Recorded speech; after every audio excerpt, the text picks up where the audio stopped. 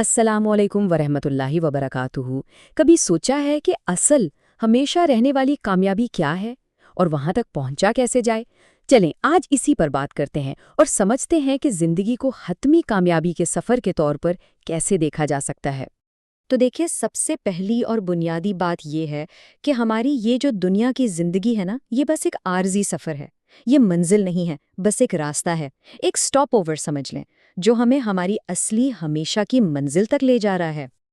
اچھا، اگر یہ زندگی ایک سفر ہے تو پھر کامیابی کسے کہیں گے؟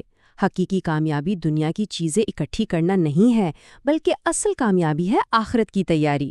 یہی وہ مقصد ہے جو اس پورے سفر کو، اس زندگی کو ایک مطلب دیتا ہے۔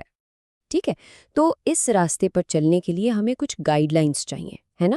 کچھ ستون ہیں جنہیں مضبوطی سے پکڑنا ہے، اور ان میں سب سے پہلا، سب سے بنیادی ستون ہے عبادت۔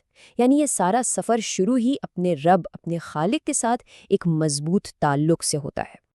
اب عبادت کا مطلب کیا ہے؟ عملی طور پر اس میں 3 بہت اہم چیزیں آتی ہیں۔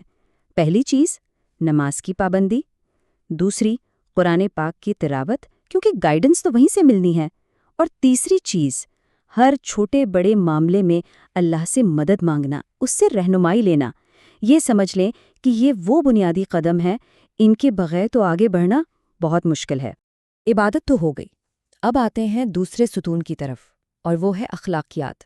دیکھیں، یہ سفر صرف ہمارا اور ہمارے رب کا معاملہ نہیں ہے، اس میں یہ بھی شامل ہے کہ ہم دوسروں کے ساتھ کیسے پیش آتے ہیں، ہمارا رویہ کیسا ہے۔ تو اخلاقیات کے 2 رخ ہیں۔ ایک وہ چیزیں ہیں جو ہمیں اپنانی ہے، اور دوسری وہ جن سے بچنا ہے۔ اپنانا کیا ہے؟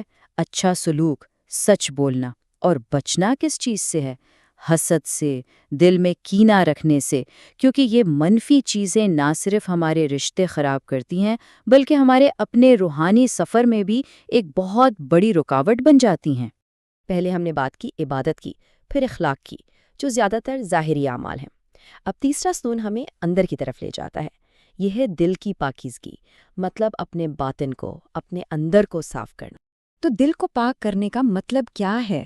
اس کا مطلب ہے کہ اسے حسد، بغض اور خاص طور پر تکبر جیسی روحانی بیماریوں سے پاک کیا جائے۔ اور ایک بات یاد رکھنے کی ہے، یہ اندرونی صفائی بالکل اتنی ہی ضروری ہے جتنی ہمارے باہر کے اچھے کام۔ کیوں؟ کیونکہ یہی وہ جذبات ہیں جو ہمارے سارے اچھے اعمال پر پانی پھیر سکتے ہیں۔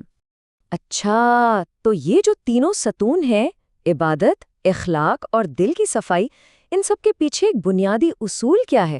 وہ کون سی چیز ہے جو ان سب کو جوڑتی ہے؟ وہ اصول یہ ہے کہ ہمارے ہر عمل کا حساب لیا جائے گا۔ جب یہ احساس ہو کہ ہر چیز کا جواب دینا ہے، تو انسان خود بخود سیدھے راستے پر رہتا ہے۔ تو اب جب کہ ہم نے ان تینوں ستونوں کو الگ الگ دیکھ لیا ہے، چلیں ان سب کو جوڑ کر دیکھتے ہیں کہ کامیابی کی اصل تصویر آخر بنتی کیسے ہے۔ تو بات کا خلاصہ کیا نکلا؟ اصل کامیابی، حقیقی کامیابی، یہ ہے کہ اپنی پوری زندگی کو اللہ اور اس کے رسول صلی اللہ علیہ وسلم کی تعلیمات کے مطابق گزارا جائے۔ جب عبادت، اچھے اخلاق اور پاک دل، یہ تینوں چیزیں ایک جگہ اکٹھی ہو جاتی ہیں، تو پھر کامیابی مقدر بن جاتی ہے۔ اور آخر میں یہ ساری بات چیت ہمیں ایک بہت اہم سوال کی طرف لے آتی ہے۔ یہ سب جاننے کے بعد کامیابی کے اس راستے پر پہلا قدم کیا اٹھایا جا سکتا ہے؟ اس پر سوچنے کی ضرورت ہے۔